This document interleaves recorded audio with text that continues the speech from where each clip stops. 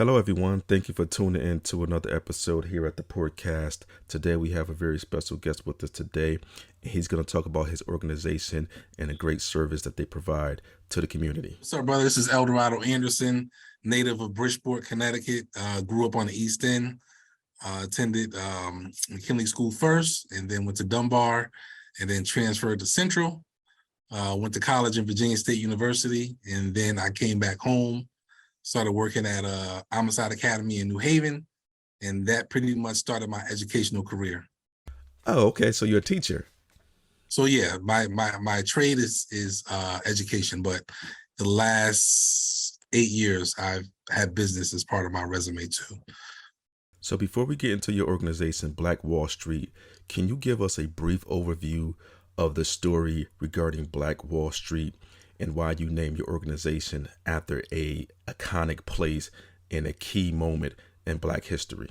Right. So I read a book called Death in the Promised Land.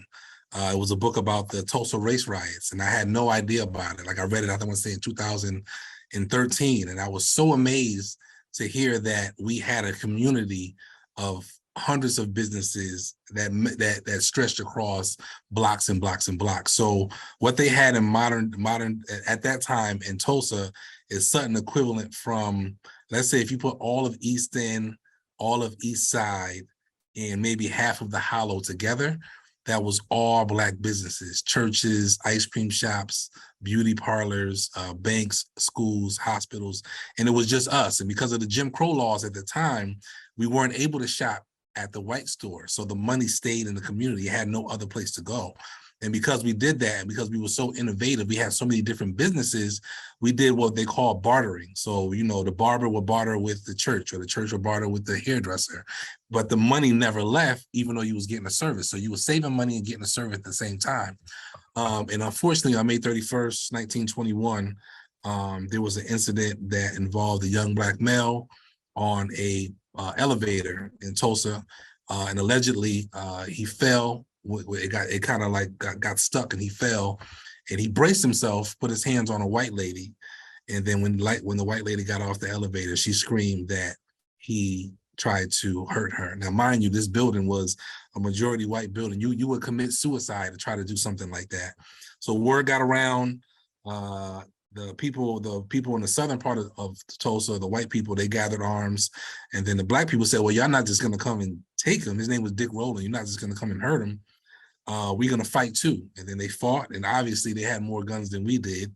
And then they also used planes too that many people didn't know about. It was dropping bombs. That's where the Gap Band got that song, You Dropped a Bomb on Me, because they're from Tulsa. So anyways, it's a lot of history, and I didn't know anything about it. So it was an honor for me to name it after that. And I knew that I wanted to represent it well and at least educate the people of what it could look like if we kept the money in our community. So let's talk about your organization. What is it that you offer and provide to individuals here in the city, and how did that come about? So in 2014, a friend of mine, he's more like an uncle, Bobby Kennedy, he's the owner of BK Lounge on Newfield Avenue. At that time, we was doing line dancing there. And for my birthday, I didn't want to have a party. I didn't want people to come and get drunk and smoke. I didn't want none of that. I said, you know what, let's do something for the community. And I wanted to do a book bag drive because it was in August. So we did a book bag drive, notebook drive, pencils and stuff. And I said, to be a vendor, all you got to do is bring $25 worth of school supplies. So I had 25 vendors from one of my best friends, John Lett, and then some of my other friends, Kirk Wesley at the time, I believe Red Blaze, who does Save Our Youth, he was part of it too, Kerry Wilson. A lot of people, man, a lot of people supported me. They came out and they had different booths, and they just put their businesses on display. And when people came out, it was like, listen, man, we need to do this more often. So 6 months later in February, we did it at the Bridgeport Public Library under Scott Hughes.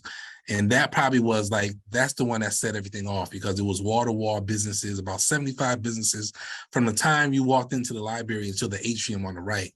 And it was a moment where I sat back with my partner, my co-founder, A.S. Simpson at the time.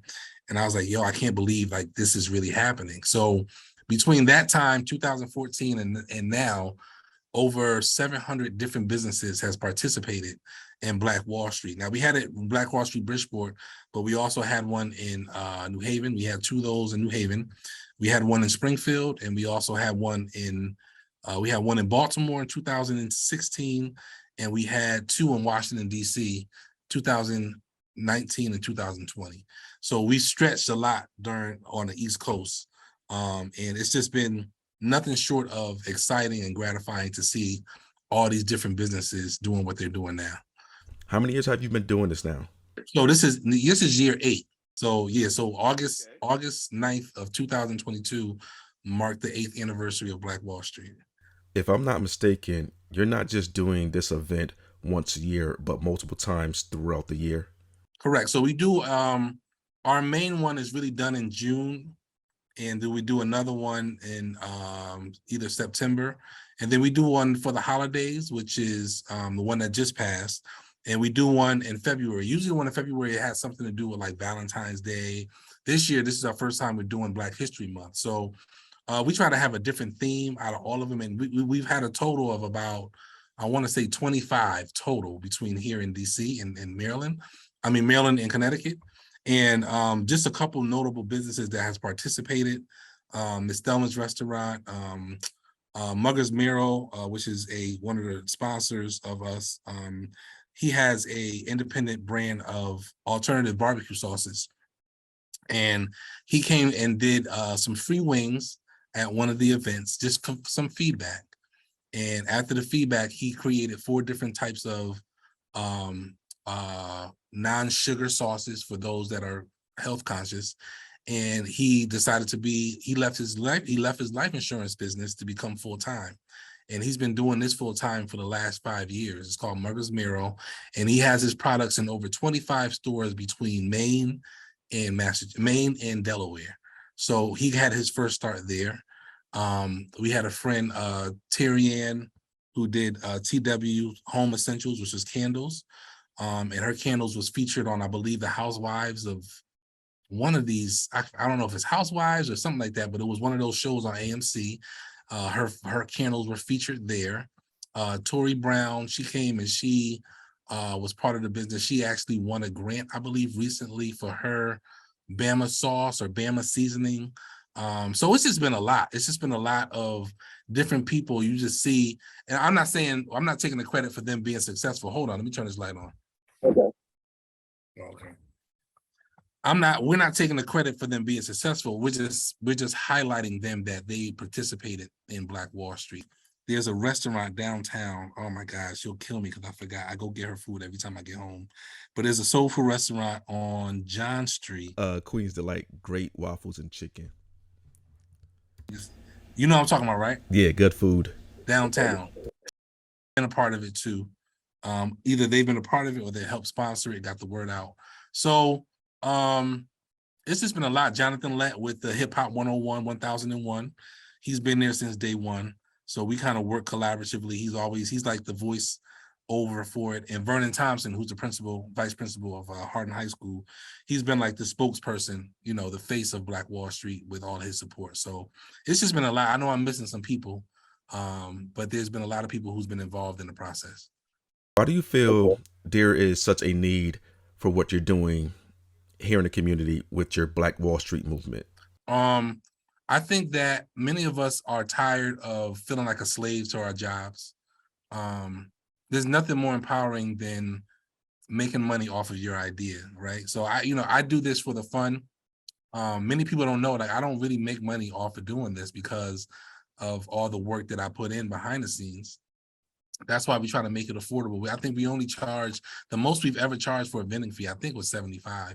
But we had to scale that back because we wanted people to come at least have fun with the experience if they didn't make any money. And most of the people, they say they come for the ambiance, they come to see the other vendors, but they really come just for the fellowship. And I get a kick out of seeing new entrepreneurs, especially the young people. Like, I've had somebody as young as 9 years old participate in Black Wall Street. And for them to say, okay, there's another way out than going to college. And also for our young Black males to say, okay, if y'all in the game in the streets, y'all can use that same mentality to sell t-shirts, right? What that is, you ain't bringing no beef nowhere. You ain't bringing no violence nowhere. You come, you get your own excuse me, you got your own idea, make your t-shirts, art. I mean, there's so many different things you can do that people want to be a part of. So it's really just understanding what the business looks like. And that's the reason why I think that's such a big need in our city, because, there's a lot of people I know that are working in places they really don't want to work. And they're doing it because they have to put food on the table. So this is definitely an alternative way to feel good about working and feeling like feeling like you're doing something productive instead of just answering to somebody. You currently live in Maryland, but you still travel back and forth to continue the great work within the city when most people who leave the city don't come back to help. So my question is why you feel the need to give back. My need is because Bridgeport's my home, man. Like, Stratford Avenue, growing up in the 90s, hearing gunshots every day, you thought that that was normal, right? So you thought that, thankfully, I was never into no major gang activity, I ain't never shot nobody. I ain't never sell no drug, but I understood why people did that. And I understood how I could have gotten caught up in that. So my family, who were the Jacksons on Stratford Avenue in the early 70s throughout the 90s, they owned businesses up and down Stratford Avenue, from the liquor store to the restaurants on Union Avenue. That whole strip was theirs. Then they owned businesses where it used to be called Little Liberia on the West End. And I saw behind the scenes what they did to keep businesses going. Now, mind you, my uncles, some of them didn't have any education past 10th grade, but they knew how to hustle. They knew what business looked like. They knew what marketing was. And I was learning this subconsciously, watching them growing up. So I feel like I feel I still do this because I want people to know that my family is still in Bridgeport. And like I said, Bridgeport made me who I am today. I will always represent Bridgeport. And Bridgeport has a lot of potential. It's just that it's surrounded by areas and cities and towns that they have a different viewpoint of what we can do. And I like to brag about what my city can do. In another 2 weeks or so, you have another upcoming event for Black History Month.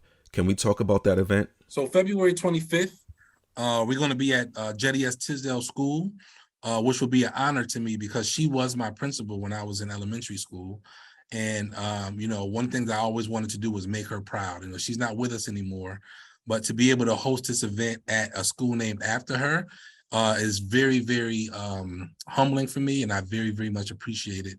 And I'm doing this under the permission of the interim superintendent, Miss Alicia Perrin, who has always been a supporter of the movement, not just for the city of Bridgeport, but for the students too. So we're looking for a lot of student attendance, and we're looking for students to be part of the Black Wall Street vending affair as well. Whereas they don't have to pay any money, they come experience it, sell some art, sell some product, just to get their minds going for what entrepreneurship looks like. So that's going to be going on February 25th from 1 p.m. to 5 p.m.